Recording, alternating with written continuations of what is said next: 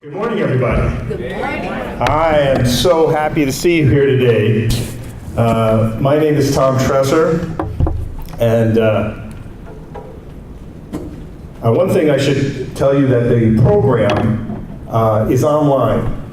So if you go to this URL, it's on the bottom of your program, the URL. You'll be able to see the bios of the speakers, links to the organizations, and some other resources, including a copy of the remarks that I'm going to give you in a few minutes. So I'm here to talk a little bit about what we have learned and where we go from here. So this reflects my 45 years experience in civics and the 5 years that we've been working on the Civic Lab on and off, and all the projects that we've been doing. So I call myself a public defender and a civic educator, and that's how I look at my work over these years. So, good morning, brothers and sisters. Good morning. Good morning. Thank you so much for sharing your summer Saturday with us and for doing democracy with the Civic Lab. You know, it's been said that leadership starts by showing up, and you all have shown up. So give yourselves a round of applause and a hearty huzzah! It's a beautiful thing. The famous philosopher Yogi Berra once said, "You got to be careful if you don't know where you're going, because you might not get there."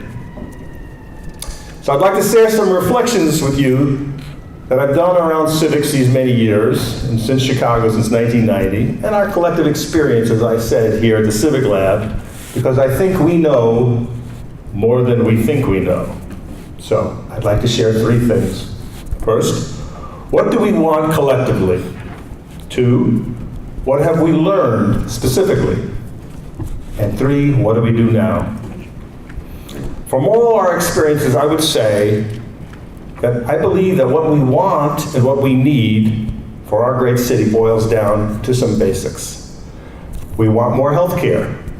We want more justice. We want more peace. We want more equity. We want more prosperity.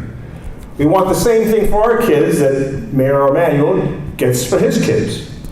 And we want the same thing for our neighbors that Mayor Emanuel's neighbors enjoy. We want more public services. And we want these services to be not just more, but accessible, excellent, effective. We want a city that works for everyone. Okay? And we want a city that is a maker of opportunity, not a destroyer of dreams, and a machine for fleecing the many for the benefit of the few. Because that's what we got. The needs and demands echo across the city every day, and we hear you. Now, as to what we've been learning from our collective work, well, let's review some of the facts. We presented over 150 community meetings, going back to the first fight to stop the privatization of Lincoln Park in 2008, up through the No Games Chicago campaign, you remember that? We fought the Olympics and won. To the TIF Illumination Project, through the Chicago's Not Broke Book Project, through the Power Institute trainings that Jonathan and I started last year, right up to this very morning. I would say about 8,000 people across 45 wards have come to all these activities. So what have we learned from them about winning for justice? So I would sum it up by saying that in order to win, we need a robust and sustainable infrastructure that grows leaders who are passionate, principled, and equipped to fight for the common good. Passionate, principled, and equipped. So the word infrastructure for me is kind of like a shorthand for describing a thriving ecosystem that receives nourishment in order to expand and evolve and puts forth useful and powerful tools and methods for civic justice. That's what the Civic Lab is about. Now, I've studied what the far right has been doing to capture power and to drive policies since 1990. And I have to say, they've been pretty effective. They hold the White House right now. They hold governorships all across the country. They hold the Congress. So we need only to follow their methods to be as successful. And so my headline boils down to 3 words: message, members, money. We found that in order to fight the powers that be, we need a clear and compelling message of hope and renewal, of fire and light that signals what we're fighting for, who we are, and what we aspire to. And in delivering that message and explaining it, we educate others and we inspire others and we learn ourselves. We move people from being bystanders to collaborators, from unengaged to engaged, to members with skin in the game and a say in the fight. From there, we ask for resources, money, time, and commitment. We have to be clear that democracy is not free. Okay? It takes effort. It takes inputs. But unfortunately, after decades of relying on nonprofit organizations for services and policy thinking, we've left the public's power muscle atrophied.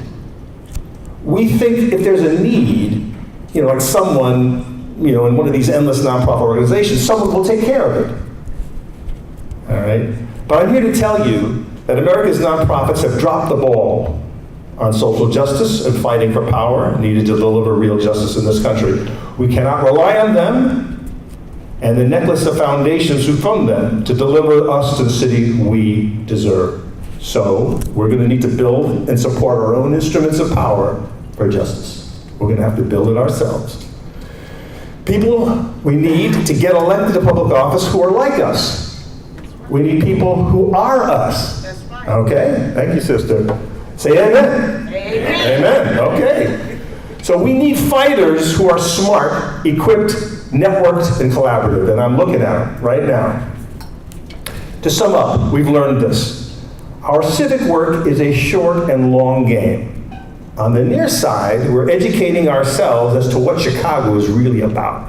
We're training ourselves to be smart and strategic champions of the common good. We're helping one another to seek local elective office, and we want to stay engaged with all our electeds to school them and to keep them accountable as our needs and aspirations grow. But on the long side of this fight, we are reforming the city and innovating to create new ways of even being a city. What does it actually mean to be a city in the modern times? And to delivering the core services, we are creating a movement that reforms Chicago into an international beacon of justice and progressivity. That's the long game. Okay, so what do we do now, like today, going forward? First, I would tell you this. I would like to articulate a call that goes out from this hall that we demand more public. Okay? More and better neighborhood schools. More and better public parks. More and better public libraries. Public housing. Public transportation. Public health. More, better, outstanding, responsive to our needs, and evolving as we do. I am suggesting that this be our North Star, our starting point, our foundation.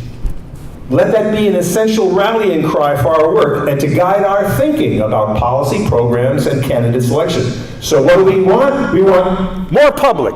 What do we want? More public. What do we want? More public. More public, that's what we want. More public, exclamation point, hashtag.com, etc.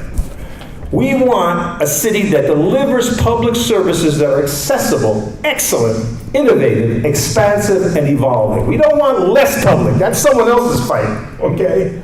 We got that already. We want more public. We do not want our public assets privatized and sold off to the mayor's friends, campaign donors, and his future employers. All right, thank you, sister. All right, say amen. All right, we want a city of breathtaking beauty and opportunity for everyone who lives here. We want an affordable and peaceful city where prosperity is within the reach of all who desire it. Now, the only way to get this is a city with more public.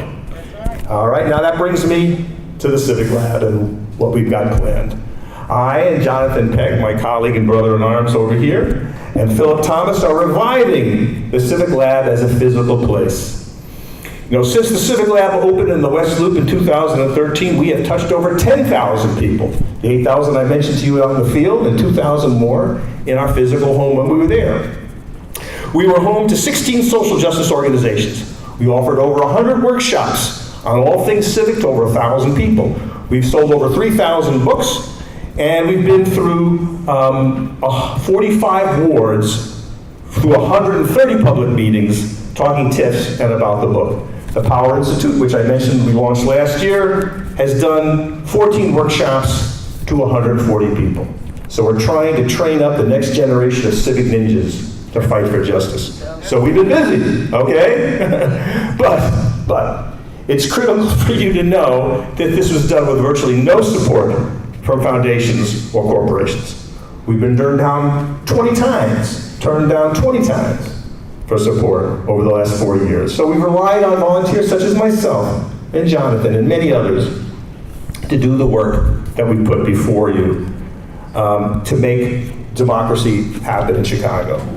Now you should also know that the mainstream media in Chicago have refused to cover our work or the book. And as I say, we've been to 130 public meetings and nobody from the major media was there to ask what was happening, why were you invited, or what's the outcome. Completely startling. So in order to build something with staying power, something as powerful for justice as 1871 is for tech and the new apps that'll bring pizza to your doorstep, we need you to pitch in today. So here's how you can join us.